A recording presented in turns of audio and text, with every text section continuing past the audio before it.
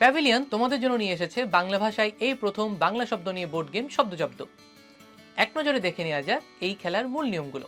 এই খেলায় এলোমেলোভাবে ছড়িয়ে থাকা বর্ণগুলো সাজিয়ে বুদ্ধিদীপ্ত উপায়ে বোর্ডে অর্থপূর্ণ শব্দ বানাতে হবে আর পয়েন্ট স্কোর করতে হবে। খেলা শেষে যার পয়েন্ট সবচেয়ে বেশি হবে সেই জিতবে। শব্দজব্দ খেলতে পারবে 2 থেকে 4 জন মিলে। খেলার সরঞ্জামের মধ্যে থাকছে একটি আয়তাকার গেম বোর্ড, একটি বর্ণ রাখার ব্যাগ, 5টি ফাঁকা ফলক সহ মোট 120টি বর্ণ ফলক, 4টি বর্ণ রাখার তাক, একটি অভিধান আর খেলার বিস্তারিত নিয়মাবলী। প্রতিটি বর্ণ ফলকে পয়েন্ট যুক্ত রয়েছে, তবে ফাঁকা ফলকে কোনো পয়েন্ট না থাকলেও তা যে কোনো একক বর্ণ বা কার হিসেবে ব্যবহার করা যাবে।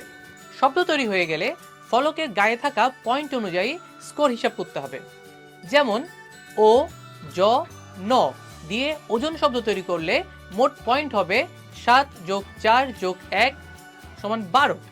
খেলার শুরুতে প্রত্যেক খেলোয়াড় ব্যাগ থেকে যে কোনো 10টি বর্ণফলক তুলে নিজের তাকে রাখবে। এরপরে বোর্ডে শব্দ বানানো শুরু করবে। বোর্ডের ঠিক মাঝে থাকা তারকা চিহ্নযুক্ত অর্থাৎ স্টার মার্ক করে যে কোনো একটি ফলক রেখে প্রথম শব্দটি বানাতে হবে। শব্দ বানানোর সময় সব বর্ণফলক সোজা বা পাশাপাশি সাজাতে হবে। কোনাকুনিভাবে বর্ণ সাজিয়ে কোনো শব্দ তৈরি করা যাবে না। যে কয়টি বর্ণফলক বসিয়ে শব্দ বানানো হবে সে কয়টি নতুন ফলক কাপড়ের ব্যাগ থেকে আবার নিতে হবে, যেন নিজের তাকে সবসময় 10টি বর্ণফলক থাকে। নতুন শব্দ বানানোর সময় অবশ্যই আগের শব্দের যে কোনো একটি ফলকের সাথে সংযুক্ত হতে হবে। কোনো শব্দের ডান, বাম, ওপর বা নিচের যে কোনো ঘরে বর্ণ বসিয়ে নতুন শব্দ যোগ করা যাবে।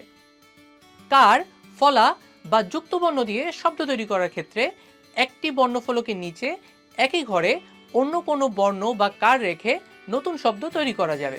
পরবর্তীতে শব্দ তৈরির সময় ওই ঘরটিকে উপরে থাকা ফলকটিকে ধরে একক বর্ণ হিসেবে ব্যবহার করা যাবে। আবার পুরো ঘরটিকে একসাথে নিয়েও ব্যবহার করা যাবে। কার এবং যুক্ত বর্ণ একসাথে ব্যবহার করে শব্দ তৈরি হলে, অর্থাৎ বোর্ডের একই ঘরে 2 বা ততোধিক ফলক একসাথে ব্যবহার করলে সবগুলো ফলকের পয়েন্টই হিসাব করা হবে। খেলার বোর্ডে আলাদা আলাদা রঙের কিছু বিশেষ ঘর রয়েছে, যেমন শব্দে দ্বিগুণ স্কোর, বর্ণে দ্বিগুণ স্কোর, শব্দে 3 গুণ স্কোর, বর্ণে 3 গুণ স্কোর ইত্যাদি। এসব ঘরে বর্ণফলক রেখে শব্দ গঠন করলে পয়েন্ট দ্বিগুণ বা 3 গুণ করে হিসেব করা হবে। একবার বোর্ডে কোনো ফলক বসিয়ে ফেললে সরানো যাবে না, অথবা একই ঘরে ফলকটির গায়ের উপরে নিচে কোনো ফলক বসানো যাবে না।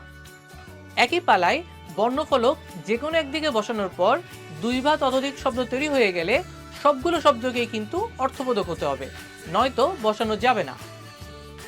খেলোয়াড়রা নিজেদের প্রতিটি পালায় শব্দ গঠন করতে পারবেন, অথবা ফলক অদল বদল করে পাস দিতে পারবেন, অথবা কিছুই না করেও পাস দিতে পারবেন। খেলার শেষে সব বর্ণফলক ব্যবহার হয়ে গেলে যার স্কোর সবচেয়ে বেশি হবে তিনিই হবেন বিজয়ী। এই হলো খুব সংক্ষেপে শব্দজব্দ খেলার মূল নিয়ম।